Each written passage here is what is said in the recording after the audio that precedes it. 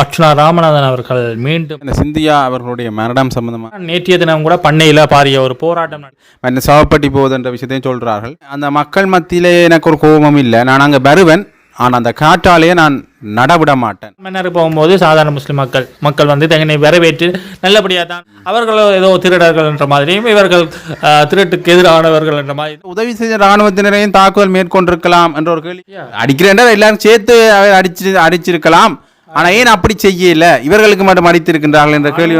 வணக்கம் மவின். வணக்கம் ஜெகன். முஸ்பாத்தி சொந்தங்களுக்கு வணக்கம். முக்கியமாக பல விடயங்கள் பற்றி பார்க்க போகின்றோம். அதில் ஒன்று, அர்ச்சனா ராமநாதன் அவர்கள் மீண்டும் தன்னுடைய வலையொலி பக்கத்தில் ஒரு முக்கியமான கருத்தை சொல்லியிருக்கிறார்.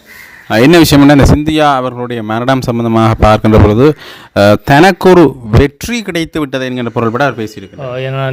நீதியான ஒரு விசாரணை சென்று கொண்டிருக்கிறது என்ற ரீதியில் தன்னுடைய கருத்தை சொல்லியிருக்கிறார். அதில் சம்பந்தப்பட்ட சில சுகாதார உத்தியோகர்களுக்கு விளக்கம் அறியல வைக்கப்பட்டிருக்கின்றார்கள். உண்மையிலே இதில் எனக்கு ஒரு சுயநலம் இல்லை. நான் போனது நீதி கிடைக்கணுமென்றக்காக என்னில் பொய்யான வழக்கில் தொடுக்கப்பட்டு சிறையில் அடைக்கப்பட்டேன் என்ற ரீதியில் அவர் தன்னுடைய கருத்துக்களை சொல்லியிருக்கிறார். அண்மையில் கூட ஒரு வைத்தியர் சொல்லியிருந்தார், நீங்கள் பிளான் பண்ணி தான் நாங்கள் போனீங்க, நல்ல ஸ்கெட்ச் போட்டிருக்கீங்கன்ட்டு. அப்போ அவர் சொன்னால் நான் ஸ்கெட்ச் போட்டு போயில, நான் அதை அந்த இடத்துக்கு போனது வந்து அவருக்குரிய அந்த நீதியை பெற்றுக் கொடுக்கறதுக்காண்டித்தான். அப்போ நான் அங்கே என்ன பெரிய ஆளை காட்டணுமுண்டோ அல்லது வேறு சில விஷயங்களுக்காக நான் அங்கே போயில்லை. நான் ஜெயிலுக்கு போகணுமென்ற நோக்கத்தோடையும் அங்கே போயில்லை. நான் போனான், சில விஷயங்களை செஞ்சேன், ஜெயிலுக்கு போனேன், வெளியே வந்தேன். அப்படி அந்த விஷயத்தை சொல்லியிருக்கிறேன். அதில் சில காணொலிகளையும் அவர் தன்னை அவரை தூக்கி வச்சிருந்து மாலை போட்டு அந்த காணொலிகளையும் அதோட நினைச்சிருக்கேன். அதோட வந்து நாங்கள் மன்னாரில் இன்னொரு பிரச்சனை கொண்டு போய் கொண்டிருக்குது, காற்றாலை ரெண்டு பிரச்சனை கொண்டு போகுது. அப்போ இந்த இடத்துல தான் நேற்றைய தினம் கூட பண்ணையில் பாரிய ஒரு போராட்டம் நடைபெற்றிருக்கிறது. தன்னார்வ சிவில் சமூக அமைப்புகள் இணைந்து உங்களுடைய போராட்டத்தினை பண்ணை பகுதியில் வந்து மேற்கொண்டிருந்தார்கள். கரநிலம் என்ற பேரில் போராட்டம் மக்கள் போராட்டம் என்று காணப்படுகிறது. அது ஒன்று மக்கள் போராட்டம் என்று சொல்லப்பட்டிருக்கிறது. அது மட்டும் இல்லாமல் இந்த விஷயம் தொடர்பாக பேசுகிறார். எல்லா பாராளுமன்ற உறுப்பினர்களும் இது தொடர்பாக பேசுகின்றார்கள். சவப்பட்டி போகுது என்ற விஷயத்தையும் சொல்கிறார்கள். நான் அந்த மக்கள் மத்தியிலே எனக்கு ஒரு கோபம் இல்லை, நான் அங்கே வருவேன், ஆனால் அந்த காற்றாலேயே நான் நடவிட மாட்டேன், விஷயத்தை நான் செய்ய விட மாட்டேன். ஏற்கனவே நான் தான் நிறைய விஷயங்களை கதைச்சு தான் வீடான பலிகள் வந்திருக்கு. முக்கியமாக முஸ்லீம் மக்களை பற்றி கதைத்த விடயங்களில் கூட தனக்கு பல எதிர்ப்புகள் வந்திருந்தது. ஆனால் தான் மன்னர் போகும்போது சாதாரண முஸ்லீம் மக்கள் வந்து தங்களை வரவேற்று நல்லபடியாக தான் பார்க்கிறார்கள் என்ற ரீதியிலே தன்னுடைய கருத்துக்களை பதிவு செஞ்சிருக்கிறார். நான் வென்றுகிறேன் அப்படி சொல்லி சரியா சொல்லட்டும். சரி, ஓகே. இப்படியாக சில விஷயங்களே அர்ச்சனா ராமநாதன் தன்னுடைய வலையொலி பதவியில் போட்டிருக்கின்றார். அது பிறகு இந்த ஏற்கனவே முத்தையன்கட்ட சம்பந்தமாக அவர் பேசியிருந்தார், இந்த இளைஞனுக்கு நீதி கிடைக்கணும் என்ற விஷயத்தில். முத்தையன்கட்ட நீங்கள் அதை சொல்லத்தான் ஞாபகம் பெறுது.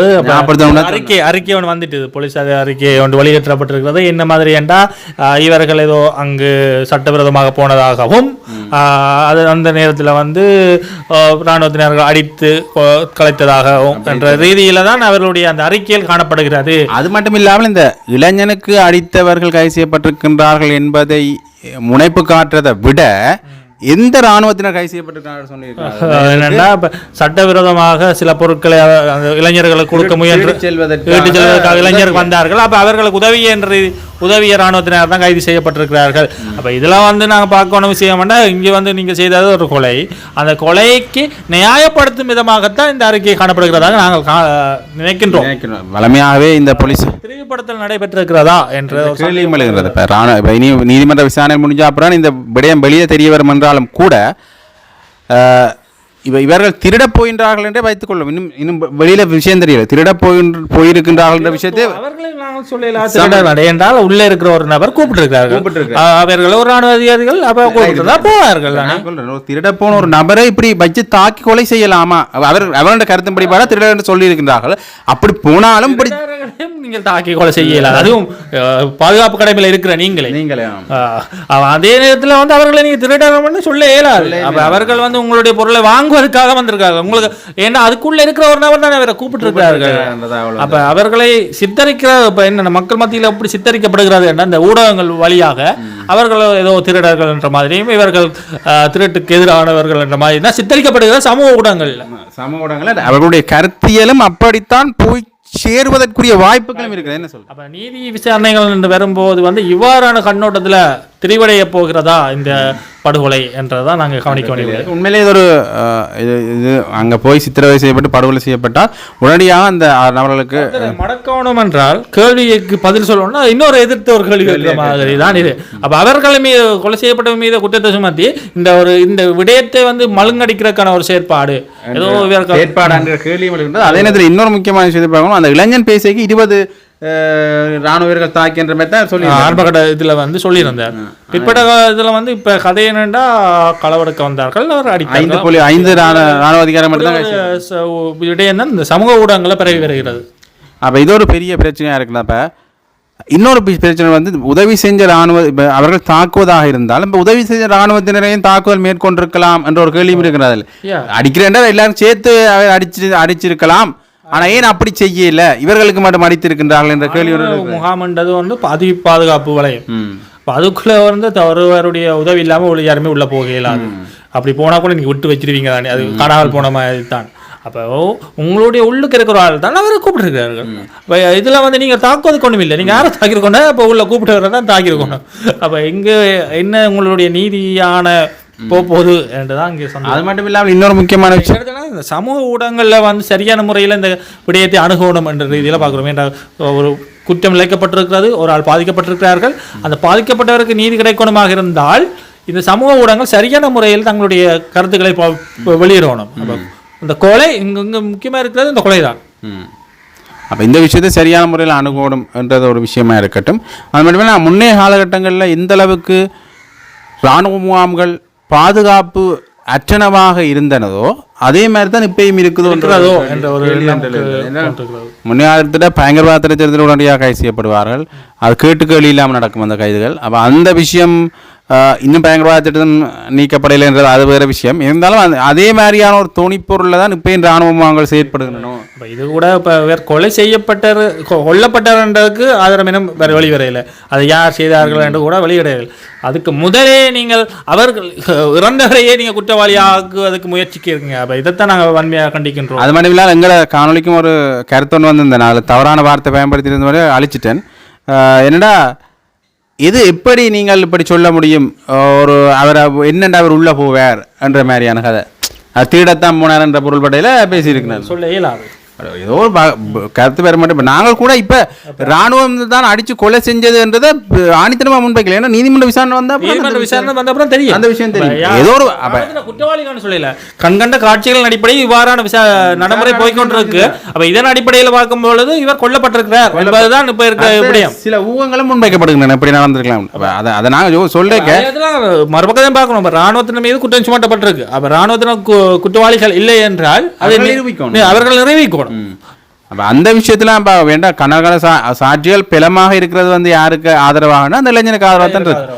அப்போ அந்த அடிப்படையில் தான் இந்த விஷயங்கள் முன்வைக்கப்படுகிறாங்க. திடீரென்று இளைஞனை திடீரென்று சொல்றதும் உண்மையிலே அது அந்த இளைஞனை மட்டும் பாதிக்காது, அந்த குடும்பத்தை சேர்ந்தவர்களையும் பாதிக்கும். ஒரு எனவே அப்படி இருந்தாலும் கூட கொலை செய்யறதுக்கு அல்லது அடிக்கிறதுக்கோ இங்கே யாருக்குமே உரிமை இல்லை என்றதான் இந்த விடயத்தை பார்க்கும்போது இராணுவத்தினரை காப்பாற்றுவதற்காக அல்லது குற்றவாளிகளை காப்பாற்றுவதற்காக முன்வைக்கப்பட்ட ஒரு விடயமாகத்தான் கருதப்படலாம்.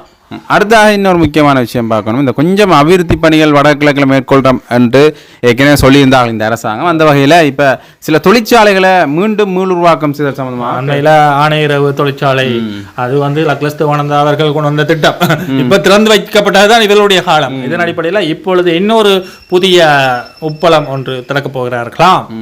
அந்த உப்பளத்துக்கு குறிஞ்சாத்தீவில் இருக்கிற ஒரு தொழிற்சாலை விடுதலை புலிகள் நடத்திய உப்பளம், விடுதலை புலிகள் அமைப்பில் நடத்தின ஒரு உப்பளம், அது அந்த நேரத்தில் மிக பிரமாண்டமாக நடந்து கூட சொல்கின்றார்கள். அந்த பெரிய அளவு லாபம் சம்பாதிக்கப்பட்டிருந்ததில் அது இப்போ இவர்கள் எடுத்து நடத்த போகின்றார்கள் என்ற விஷயமும் சொல்லியிருந்தார்கள். ஏற்கனவே இந்த ஆணையரவு உப்பளத்தை இவர்கள் துறந்தது ஓகே, அது ஒரு நல்ல விஷயம். ஆனால் அதிலிருந்து சில விமர்சனங்கள் வந்திருந்தன. ஒன்று இந்த பெயர் மாற்றம், வேணுமென்றே சிங்கள பேரை திணிப்பதற்கான ஒரு முயற்சிகள் நடந்தது என்ற விடயம் பேசப்பட்டிருந்தது. தொழிலாளிகளுக்கான சரியான சலுகைகள் வழங்கப்படவில்லை, அவர்களுக்கான பாதுகாப்பு உபகரணங்கள் வழங்கவில்லை, அவர்களுக்கான ஒழுங்கான சம்பளமோ அல்லது ஒழுங்கான வேலை கூட வழங்கப்படவில்லை.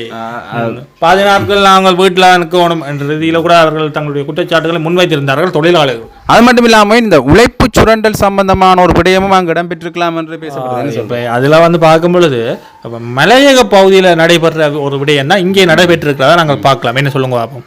ஏன்னா இப்போ ஃபேக்டரி இங்கே இருக்கும், பேக் பண்ணுற இடம் உப்பு உற்பத்தி செய்கிற இடம் இங்கே இருக்கு.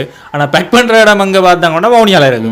அதே மாதிரி தான் மலையக பகுதியிலேயும் அந்த அறுவடை செய்கிறதெல்லாம் மக்கள் வச்சு செய்வார்கள். அதை உற்பத்தி செஞ்சு பேக் பண்ணுறது இருக்கு தானே, அதை வந்து கொழும்பு அங்கே அண்டிய வேறு பிரதேசங்கள்லாம் அதை வைத்திருப்பார்கள். ஏன்னு நீங்கள் நினைக்கிறீங்க? இப்போ தோட்ட தொழிலாளர்கள் வந்து ரெண்டையும் ஒரு இடத்துல வைத்தால், இப்போ உப்பளமாக இருந்தாலும் சரி தோட்ட தொழிலாளர் ரெண்டையும் ஒரே இடத்துல வைத்தால் மக்கள் எதுக்கு அதிகமாக போவார்கள்? எது இலகுவான வேலை சம்பளம். அப்போ இதில் இலகுவான வேலைன்னு சொன்னீங்க பேக்கிங். அப்போ இங்கே வந்து அட்டக்கடியில் இருந்து இவர்கள் கஷ்டப்படும் போது இங்கே ஒரு ஆகல் பேக் பண்ணிட்டு ஈஸியாக. அப்போ ரெண்டையும் ஒரே இடத்துல வச்சா அப்போ அவர்கள் அறுவடைக்கு போவார்களா இதுக்கு போவார்களா? தொழிலாளர் பிரச்சனை வருமானதுக்காக தான் அவங்க ஒரு தந்திரம், அது அவர்களுடைய தந்திரமாக இது ஏதோ வருமானம் அதிகமாக வருமானதுக்காண்டி இப்படி எல்லாம் செய்யலாமான்ற ஒரு கேள்வி என்ன சொல்றேன். அப்போ வருமானம் இது வியாபாரிகளிட்ட இதுதான் சரி இப்படி செஞ்சால் தான் உழைக்கலும் மட்டும் சொல்லுவார்கள். ஆனால் இது வந்து அடிப்படை மனித உரிமை மீறலுக்கு தான் வரும். முறையாக ஒரு நியாயமற்ற சட்ட ரீதியாக அவர்களை தண்டிக்க முடியாவிட்டாலும் சமூக ரீதியாக ஒரு ஒழுக்க கோட்பாடை மீறின ஒரு செயற்பாடு தான் இது. உங்களுடைய வியாபார உத்திக்காக ஒருவரை கஷ்டப்படுத்துறீங்க, இன்னொருத்தருக்கு சம்பளத்தை கொடுங்க. அப்ப அவர்களுக்கு சம்பளம் கொடுக்குறவங்களுக்கு பிரச்சனை இல்லை. அப்ப இவர்களுக்கே அந்த வேலையை கொடுக்கலாம் தானே. அப்ப இவர்களை மாதிரி அல்லது இவர்களுக்கான சம்பள உயர்வை அதிகரிக்கலாம். அவர் இந்த வேலைக்கான உதாரணமா இந்த வேலை கடினமான வேலைன்னா இதுக்கான சம்பள உயர்வை கூறினா சண்டபாட்டில் அவன் அங்கே வர போறான், அவனுக்கு தேவை ஏதோ அதுக்கு தானே. அதே மாதிரி தான் நாங்கள் இங்கே ஆணையரவை நாங்கள் பார்க்கலாம். பேக் பண்ணுற இடத்தையும் இதையும் ஒரு இடத்துல வைத்தால் தொழிலாளர் பிரச்சனை வரும். உற்பத்திக்கு மக்கள் செல்லாமல் இங்கே வந்துடுவார்கள் என்ற ஒரு அச்சத்தில் வந்து வியாபார உத்தியாக கூட இவர்கள் பயன்படுத்தியிருக்கலாம் என்ற ஒரு குற்றச்சாட்டை தான் நாங்கள் முன்வைக்கிறோம். இது அடிப்படையிலேயே ஒரு பிழையான ஒரு சித்தாந்தம். அப்போ இந்த சித்தாந்தம் அதில் நிறைய கதைகள் சொல்லியிருந்தவை. அந்த பேக் பண்ணுற இடம் பேருன்றதுக்கு நிறைய கதைகள் சொல்லியிருந்தவை. அப்படியான நிறைய விமர்சனங்களுக்கு அப்பால தான் இந்த விஷயம் கொண்டு வரப்படுதுன்னு சொல்லணும். என்ன சொல்றேன் சொல்ல வருகின்றோம். அப்போ இது ஒரு மிகப்பெரிய கேள்வியாக விழுகின்றது. அது மட்டும் இல்லாமல் இந்த அபிவிருத்தி பணிகளை மேற்கொள்கிறால் வடகிழக்கில் நல்ல விஷயம். எங்களுக்கான தீர்வு திட்டங்களையும் சரியான முறையில் தந்துட்டு அபிவிருத்தி திட்டங்களை மேற்கொள்ளுங்க. அபிவிருத்தி திட்டமும் கட்டாயமும் முக்கியம், அதே நேரத்தில் எங்களுக்கு தீர்வு திட்டமும் முக்கியம். இரண்டையும் ஒன்றாக செய்ததுனால எங்களுக்கு மிகவும் மகிழ்ச்சியாக இருக்கும். அப்ப நாங்கள் இதை கைப்பமே இது சம்பந்தமான விஷய திட்டங்கள்ல நிறைய விஷயங்களை கதைக்கலாம். இருந்தாலும் கூட இந்த இவ்வளவு விஷயம் வந்து என்னத்துக்காக என்றால் நீங்கள் அபிவிருத்தி மேற்கொள்றது சரி, அதை மக்களோட உழைப்பை சுரண்டாம சரியான முறையில் வடகிழக்கு அது போய் சேர்ற மாதிரியாக நீங்கள் நாங்கள் சொல்றது. இப்போ நாங்கள் இதில் இருக்கிற இலங்கை திருநாட்டில் வாழ்ற எல்லா மக்களுக்கும் அபிவிருத்தி திட்டம் போகணும், எல்லோருமே சமமான உரிமைகள் சமமான அபிவிருத்திகள் சென்றடையணும். உண்மையிலே சிமெண்ட் தொழிற்சாலை வந்து மிக பாரிய அளவிலான ஒரு வருமானத்தை கொடுத்த தொழிற்சாலை காங்கேசந்துரா. இப்ப அந்த காங்கேசந்துரா சீமெண்ட் ஃபேக்டரி அமைந்திருக்கிற இடத்தை பார்த்தீங்களா? ஃபேக்டரிகளை வந்து வருமானம் அதிகமாக கொள்ளப்பட்டிருக்கு, அந்த பக்கத்தில் இருக்கிற மக்கள் வந்து அபிவிருத்தி அடையவில்லை. அந்த காலத்திலும் சரி இந்த காலத்திலும் சரி. அது ஒரு பெரிய சிக்கலுக்குரிய நிலைமையாக தான் இன்றும் வடகிழக்கு மக்கள் அவர் அனுபவிக்கின்ற ஒரு துன்பமாக இருக்கின்றது. அபிவிருத்தியின் தேவை, நிலையான அபிவிருத்தியின் தேவை. இந்த இடத்துல நீங்க வளங்கள் எடுக்கிறீங்களோ அந்த இடத்துக்குரிய மக்களையும் நீங்கள் பாதுகாக்கணும். அதுதான் இப்ப இருக்க மன்னார் பிரச்சனை கூட. அதான் இப்ப மன்னார் பிரச்சனை. மக்களை பாதுகாக்காம என்னதுக்கு காற்றாலை திட்டம் என்றால் அவர்களுடைய கேள்வியா இருக்கு. மக்கள் மயப்படுத்தி அபிவிருத்தியை வந்து இன்னொரு விஷயத்தையும் நாங்கள் சொல்லி ஆகணும். இந்த காணி அபகரிப்பு என்ற ஒரு விடயம் இருக்கு தானே.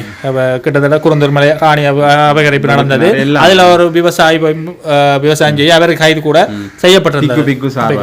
அப்ப அந்த மக்கள் வந்து யாருக்கு எதிராக போராடலாம், யாருக்கு எதிராக ஒரு வழக்கு தொடுக்கலாம் நீங்க நினைக்கிறீங்க? அந்த குறிப்பிட்ட நபருக்கு எதிராக வழக்கு தொடுக்கலாம். எந்த குறிப்பிட்ட பிக்குக்கு எதிராக வழக்கு தொடுக்கலாம் நான் நினைக்கின்றேன். அந்த தொல்பொருள் திணைக்களம் தானே, அது தொல்பொருள் திணைக்களம் வந்து தங்களுக்கு இந்த இது பழமையான சின்னம் வந்து அடையாளப்படுத்தி வச்சிருக்கும்.